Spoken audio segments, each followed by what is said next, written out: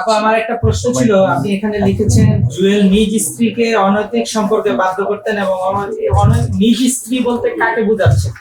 মানে হচ্ছে উনি আগের স্ত্রী? না না, আগের স্ত্রী না, আমার কথাই বলছি।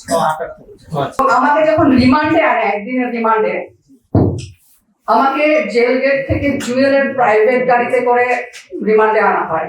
এটা কি কোনো কোথাও আইন আছে? আমি আমার যে আয়ও ছিল ওসি, তাকে আমি জিজ্ঞেস করি যে এটা সরকারি গাড়ি থাকবে, সেটা না হয়ে জুয়েলের গাড়িতে কেন আমাকে যেতে হবে?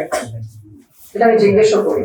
কিন্তু আমাকে জুয়েলের প্রাইভেট গাড়িতে করে আমাকে হারুন ছিল তখন হচ্ছে তেজগাঁও জোনের ডিসি, ওই শ্যামলীতে যে ওদের অফিস আছে, ওই অফিসে যখন আমাকে রিমান্ডে আনা হয়, হারুন আমাকে কফি খেতে দেয় এবং বলে কফি খান। তার আমি কফি খেতে আসিনি, আমি তো রিমান্ডে আসছি। তখন সে বললো যে শোনেন, জুয়েল তখন সামনেই ছিল।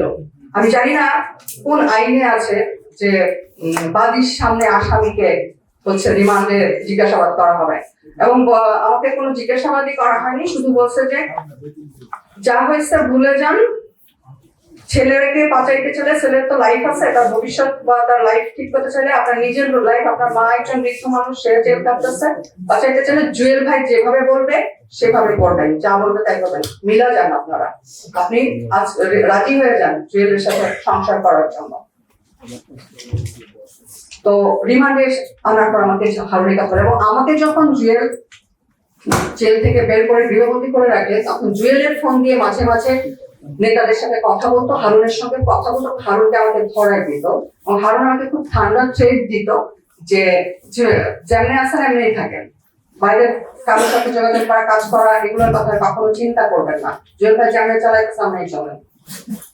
ইভেন স্বরাষ্ট্রমন্ত্রীর ভাই, ছোট ভাই খোকন, উনি আমাকে একাধিকবার ফোন দিয়ে আমাকে এসব বলেছে, ঠান্ডা ট্রেড যেটাকে বলে, যে মামলা কিন্তু আরো হবে।